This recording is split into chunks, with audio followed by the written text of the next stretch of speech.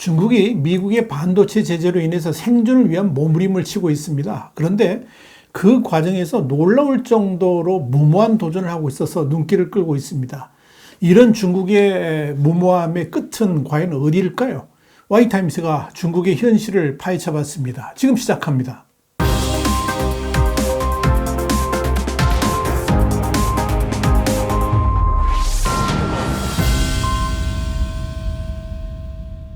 미국의 월스트리트저널은 현지 시간으로 7일 이 바이두 같은 중국 테크 기업들이 미국의 제재 속에 최신 반도체 없이 인공지능, 그러니까 AI 기술을 발전시키기 위해서 고군분투하고 있다라고 보도를 했습니다. 한마디로 최첨단 반도체의 중국 유입이 막히면서 상대적으로 성능이 떨어지는 반도체를 대대적으로 활용한다든지 소프트웨어를 업그레이드하는 방법으로 최첨단 AI 성능을 달성할 수 있는 기술을 연구하고 있다 하는 겁니다. 이 현재 중국 정보기술, 그러니까 IT 업계는 두 가지 우회로를 찾고 있는 것으로 보입니다. 그 하나는 제재 대상이 아닌 저성능의 구형 반도체를 대거 투입해가지고 활용하는 것이고요. 다른 하나는 이 중국에서 자체 기술로 생산한 여러 유형의 반도체를 결합해가지고 활용하는 것입니다. 현재 IT 업계에서 생성형 AI 챗 GPT 같은 고성능 거대 언어 모델 훈련에 가장 많이 쓰이는 반도체는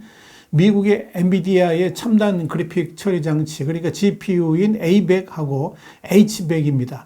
그런데 이런 스타트업 오픈 AI의 챗 GPT와 같은 대화형 인공지능을 구현하려면 가장 인기 있는 칩인 엔비디아의 A100 5천에서 1만 개 정도가 필요한 것으로 스위스 투자은행인 UBS는 추산을 했습니다. 문제는 동시에 많은 연산을 처리할 수 있어서 AI 학습과 운영에 주로 쓰이는 이 시스템 반도체인 GPU를 미국 바이든 정부가 지난해 10월 시행한 대중 반도체 수출 규제 조치로 중국은 더 이상 이 반도체들을 수입할 수 없게 됐다는 점입니다.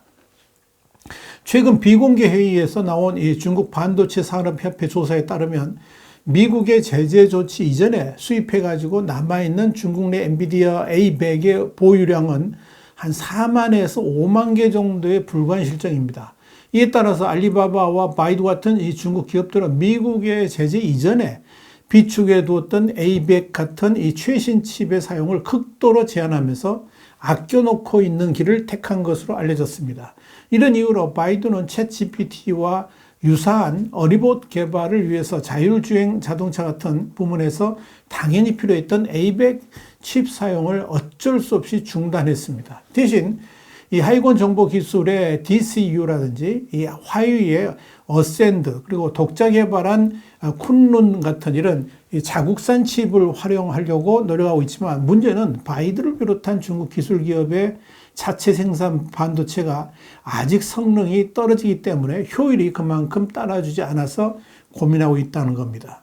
상황이 이렇다 보니까 일부 기업들은 이 엔비디아가 미국의 제재 기준을 맞추기 위해서 중국용으로 별도로 출시한 저성능 구형 반도체가 있습니다. 이게 A800과 H800인데 이 칩들을 서너 개씩 묶어가지고 최신 칩과 비슷한 성능을 내는 방안을 찾고 있습니다. 실제로 텐센트 같은 중국 업체들은 질보다 양을 택해서 구형 반도체를 많이 활용해가지고 이 최첨단 반도체 성능까지 끌어올리는 방법을 연구하고 있다라고 월스트리트저널은 전했습니다. 이렇게 한다고 해서 문제가 해결되는 건 아닙니다. 양유 싱가포르 국립대학교 교수는 미국 기업이 대규모 언어 모델을 훈련하려면 A100보다 뛰어난 H100 한 1,000개가 필요한데 중국 기업이 같은 결과를 내려면 H800 3,000개 이상이 필요할 것이라고 설명했습니다. 당연히 비용 문제가 문제점으로 대두되고요. 또 그렇게 한다고 해서 이 A100의 성능을 구현해낼 수 있느냐? 그것 또한 아니라는 데 고민이 있습니다. 이런 중국식 AI 개발에 대해서 월스트리트저널은 이 동영상 플랫폼 틱톡의 영상 추천 알고리즘 같은 소규모 AI 개발에는 효과적일 수 있지만 이 대규모 AI 모델 개발에는 한계가 있다라고 평가를 했습니다. 이 첨단 반도체가 없는 상황에서 중국이 아무리 이용을 써봐야 분명한 한계가 있다 하는 의미입니다. 그래서 중국은 여러 종류의 반도체를 결합해가지고 성능을 높이는 방법도 시도하고 있는 것으로 알려졌습니다. 그러나 월스트리트저널은 일반적으로 여러 반도체나 소프트웨어 기술을 결합하면 작동이 안정적이지 않다라고 지적을 했습니다.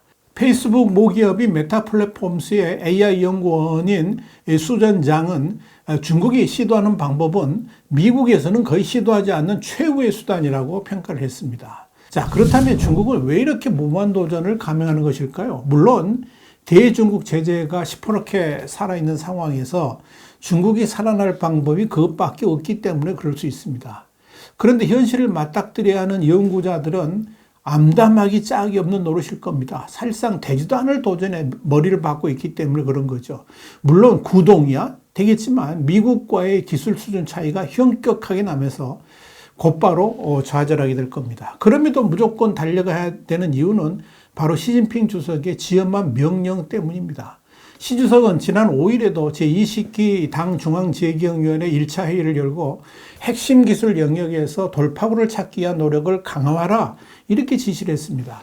이 핵심 기술 영역에서의 돌파구를 강조한 것은 미국이 첨단 반도체와 관련된 대중 디커플링, 그러니까 공급망에서의 배제를 본격화하고 있는 상황에서 이 반도체 같은 핵심 기술 영역에서 자립과 자강을 이루겠다는 시진핑 지도부의 의지 표명으로 풀이가 됩니다. 이런 상부의 명령 때문에 중국의 빅테크를 비롯해 가지고 반도체 기업들은 무조건 하는 신용이라도 내야 합니다. 또 상당한 수준에 도달했다고 보고도 해야 됩니다. 이런 점에서 앞으로 중국이 AI 관련해 가지고 무슨 개발에 성공했다 이렇게 발표했을 때 그 실체에 대해서 경각심을 가지고 이것저것 따져봐야지 중국의 거짓 선동에 속아 넘어가지 않게 될 겁니다. 아마도 불과 한두 달 내에 이 엔비디아 칩 없이 중국 자체 개발 어센트 칩만 사용해 가지고 중국 AI 훈련 방법을 상용화했다라고 발표할지도 모르겠습니다. 또 그 내용이 한국 언론에 대대적으로 보도될지도 모르겠습니다. 분명히 그럴 겁니다. 그래야 시진핑 지도부를 안심시킬 수 있어서 그런 거죠. 그러나 속지 말라는 이야기입니다. 사실 그동안에 세계 언론을 장식했던 중요한 이슈 중 하나는 중국이 AI 분야에서 미국을 곧 따라잡을 것이다 하는 내용이었죠. 그러나 그런 뉴스들은 가짜 뉴스라고 단정해도 과언이 아닙니다. 그렇게 평가하는 가장 중요한 이유가 뭐냐?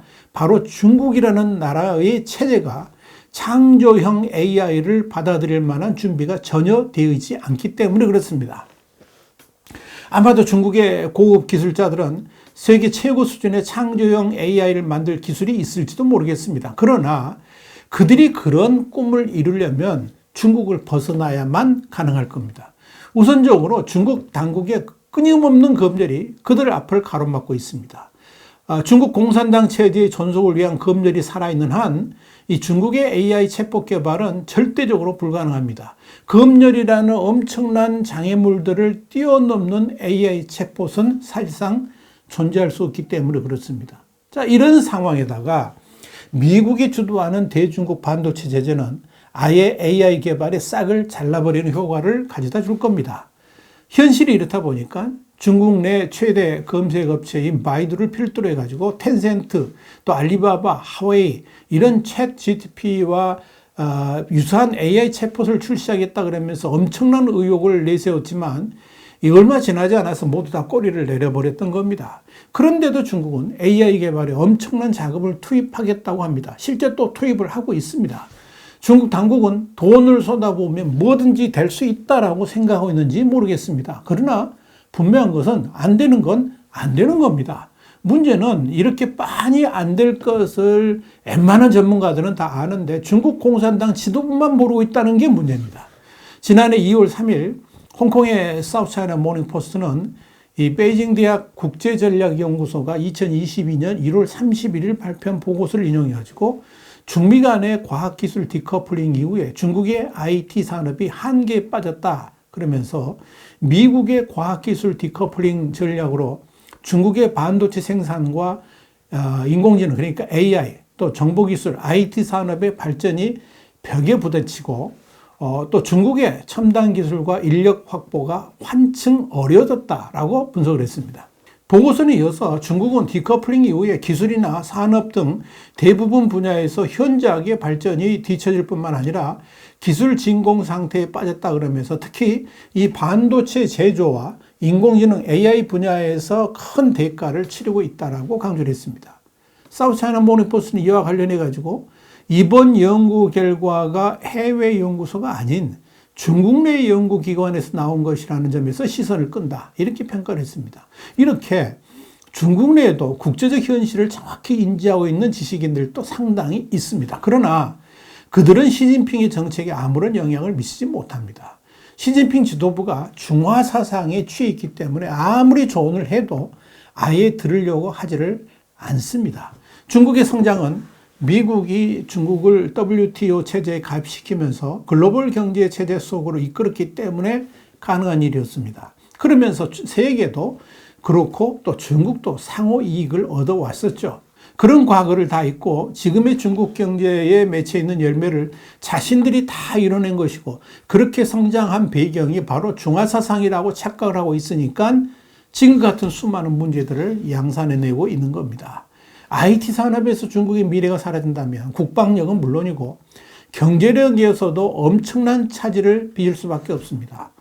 지금 워싱턴의 전략은 이 탈중국화와 공급망 재편을 통해서 중국 경제의 성장 동력을 해체해버리겠다는 것이기 때문에 당연히 미국을 향한 패권 도전은 날개를 펴보기도 전에 주저앉을 수밖에 없다 하는 그런 상황이라고 보시면 됩니다. 중국이 지금의 냉엄한 현실을 깨닫지 못한다면 날이 갈수록 전 세계로부터 디커플링을 당할 수밖에 없을 겁니다. 화이트타임 정세 분석이었습니다. 감사합니다.